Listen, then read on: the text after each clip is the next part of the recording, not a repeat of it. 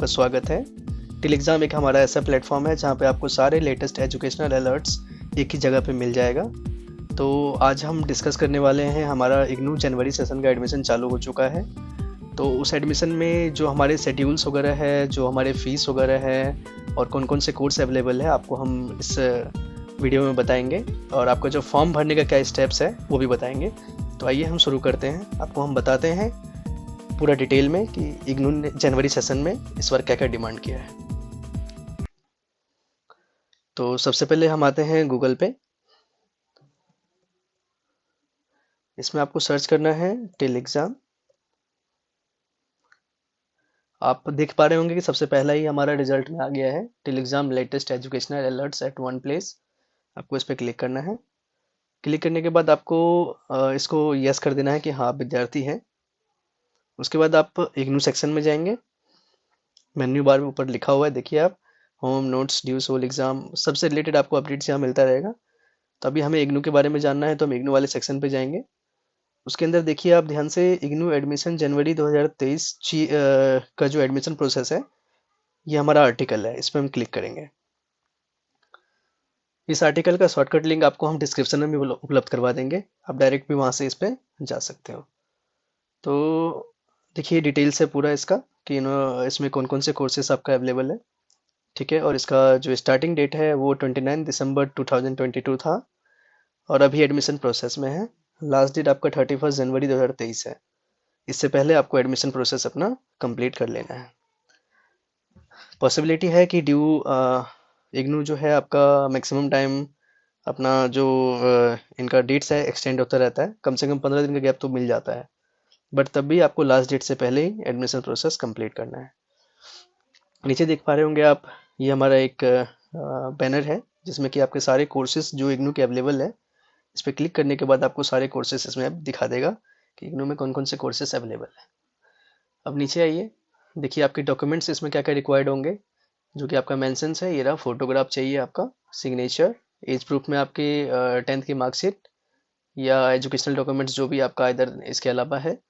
जैसे कि ये है एजुकेशनल क्वालिफिकेशन। इट मीन्स कि आपका, जैसे मान लीजिए जो भी कोर्स आपका है उस कोर्स में क्या रिक्वायरमेंट है। इट मीन्स कि अगर आप किसी भी मतलब कोर्स में ले रहे हैं, बैचलर्स में या मास्टर्स में, तो उसका जो हाईएस्ट क्वालिफिकेशन रिक्वायरमेंट होगा आपको वो कंपलसरी है।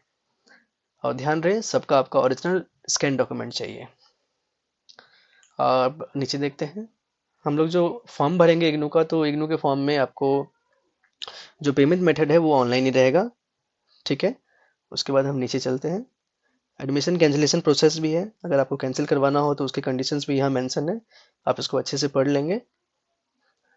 उसके बाद हम नीचे चलते हैं। आई कार्ड डाउनलोड करने का क्या स्टेप्स है आपके, वो भी मेंशन कर रखा है हमने यहाँ पे। सारे प्रोसेस है इसके अंदर, कैसे आपको डैशबोर्ड के अंदर लॉगिन करना है, क्या एप्लीकेशन स्टेटस कहाँ चेक करना है, वॉटेवर जो भी रिक्वायर्ड होगा सब आपको मिल जाएगा। अब हम चलते हैं हमारे इग्नू फॉर्म भरने के स्टेप्स पे कि जनवरी सेशन का जो हम एडमिशन प्रोसेस करेंगे उसके स्टेप्स क्या क्या है। आप देख पा रहे होंगे ये 2 स्टेप में डिवाइड है। पहला है हमारा फर्स्ट स्टेप, फिर है सेकेंड स्टेप। फर्स्ट स्टेप में जो है हमारा रजिस्ट्रेशन प्रोसेस, जो हमारा फर्स्ट स्टेप में आपको न्यू रजिस्ट्रेशन प्रोसेस दे रखा है। और सेकेंड स्टेप में आपको लॉगिन करने के बाद डिटेल्स, जो भी आपका इंटरनल डिटेल्स रिक्वायर्ड होगा वो आपको इसमें फिल करना है। तो आइए हम शुरू करते हैं फर्स्ट स्टेप से। आप देख पा रहे होंगे यहाँ विजिट का है, इस लिंक पे आपको जाना है।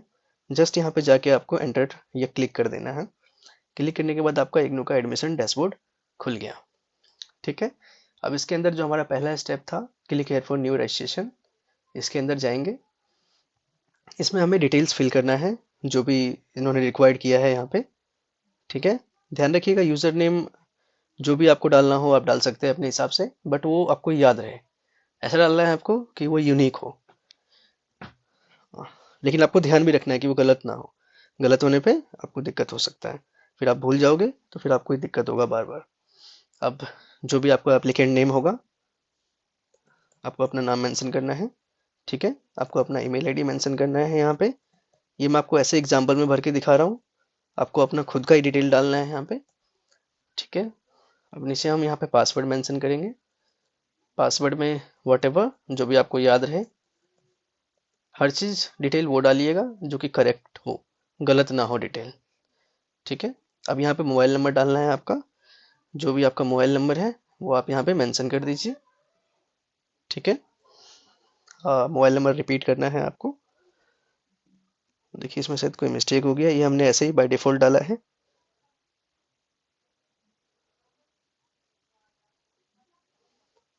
इसमें कंपलसरी है कि ये सपोर्ट नहीं करेगा, इसमें एटलीस्ट 7 से या 8 से नंबर चालू होना चाहिए, या 6 से भी कह सकते हैं। ये हम नीचे चलते हैं। री एंटर मोबाइल नंबर में आपको सेम नंबर डालना है। ठीक है। यहाँ पे आपको कैप्चा डालना है। कैप्चा डालने के बाद आपके पास एक कंफर्मेशन मेल आएगा और यहाँ पे रजिस्टर पे क्लिक कर देना है। रजिस्टर पे क्लिक करेंगे हम, देखिए ये रजिस्टर होने के बाद आपको कह देगा आपका अकाउंट क्रिएटेड सक्सेसफुली हो चुका है। ठीक है। अब आपको लॉगिन करना है जो डिटेल आपने अप्लाई किया था। तो हमने भी रजिस्ट्रेशन पहले से कर रखा है अपना, तो ध्यान रखिएगा जो भी डिटेल है आपके मेल पे रिसीव हो जाएगा। वेरीफाई कर लीजिएगा उसमें कुछ गलती ना हो। ठीक है। हम आगे चलते हैं। यहाँ पे जो आपका यूज़र नेम है हमने पहले से मेंशन कर रखा था, वो यूज़र नेम मैं लॉगिन कर रहा हूँ यहाँ पे। आपका जो आएगा आपको उसी के बेसिस पे लॉगिन करना है। नीचे कैप्चा आ गया आपका, टैब 2 पे आ गए हैं, जिसमें कि हमारा डैशबोर्ड पोर्टल खुल चुका है। अब इसके अंदर प्रोसेस जो है हमारा 8 पार्टीशन में आपका स्टेप्स में डिवाइड है ये। देखिए आप पर्सनल डिटेल आ गया, प्रोग्राम आ गया, क्वालिफिकेशंस, कोर्सेज 4th नंबर पे है आपका, कोरस्पॉन्डेंट डिटेल्स मीन्स आपका एड्रेस वगैरह, डॉक्यूमेंट्स अपलोड करने हैं, फिर प्रीव्यू करना है, फिर आपको पेमेंट करना है। ठीक है। तो मैं आपको स्टेप वाइज पूरा डिटेल में बता देता हूँ कैसे आपको फिल करना है, क्या फिल करना है। ठीक है। इसमें आपको अपना फुल नेम डालना है। ठीक है, जो भी आपका नाम है। उसके बाद फिर मदर नेम डालना है इसमें आपको। ध्यान रखिएगा जो भी डिटेल्स आप डालेंगे वो आपके 10th मीन्स मैट्रिक के डॉक्यूमेंट से मैच करना चाहिए, अलग ना हो उससे, नहीं तो फिर आपका एडमिशन कैंसिल हो सकता है। उसके बाद आप देखिए आगे गार्जियन नेम में हमारे फादर्स है, मदर्स है, हस्बैंड है, वट जो भी आपके पे एप्लीकेबल बनता है वो डिटेल आपको फिल करना है।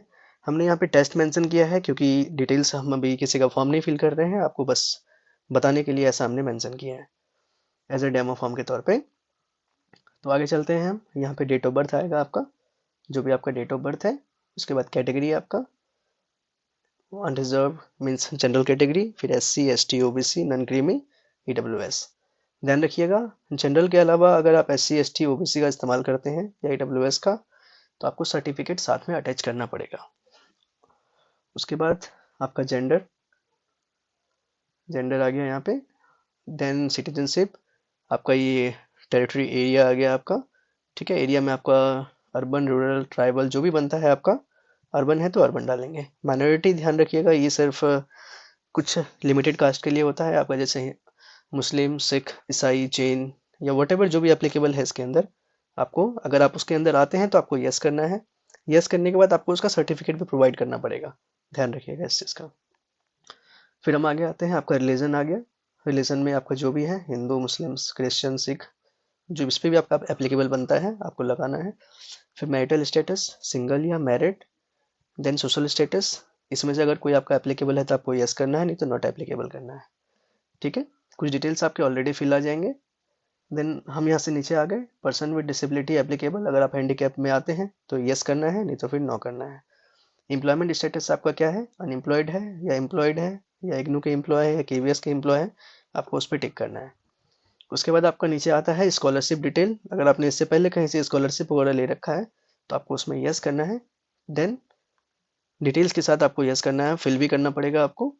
ठीक है। देन सबमिट करना है। एक चीज़ और ध्यान रखिएगा, अगर आप कोई फ़ी में कंसेशन के लिए फॉर्म भरते हैं तो फ़ी में कंसेशन के लिए आपको इनकम सर्टिफिकेट देना जरूरी है, उसके बिना आप फ़ी में कंसेशन नहीं ले सकते। ठीक है। आगे बढ़ते हैं हम, सबमिट करते हैं। ये हमारा फर्स्ट स्टेप हो गया। फर्स्ट स्टेप में जो डिटेल हमने फिल कर रखा है देखिए आप सब दिखा रहा है यहाँ पे, आपको वेरीफाई करना है, फिर नेक्स्ट पे क्लिक करना है। ठीक है।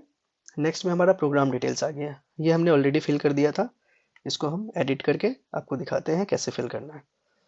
पहले में आपका जो भी आपका प्रोग्राम टाइप है, बैचलर्स है, सर्टिफिकेट्स है, डिप्लोमा है, मास्टर है या PG डिप्लोमा है, इसमें आपको टिक करना है। मान लीजिए हमें बैचलर कोर्स करना है, उसमें आपका मोड हमेशा ODL ही रहेगा इसके अंदर। ठीक है, क्योंकि ओपन डिस्टेंस लर्निंग है। उसके बाद हम चलते हैं, प्रोग्राम हमारा क्या है, इसमें हमने BCA फिल कर रखा है। अगर आपको कोई और BA चाहिए, BA करना है या BA ऑनर्स करना है तो आपको उस पर टिक करना है।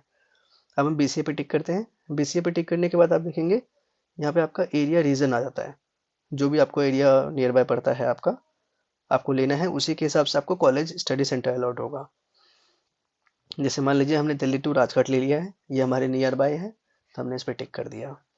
इसके अंदर हमारे जो भी हमारे नियर बाय कॉलेजेस हैं उसके अंदर वो सारे ऑप्शंस आ गए। आपके नियर बाय जो भी कॉलेज है आपको वो ऑप्ट करना है। ठीक है, जैसे हमारे श्यामलाल है तो हमने श्यामलाल ले लिया। ठीक है, अब ये भी हमारा कोर्स का मीडियम है। कोर्स के मीडियम में जो अवेलेबल आपका मीडियम होगा वही आएगा।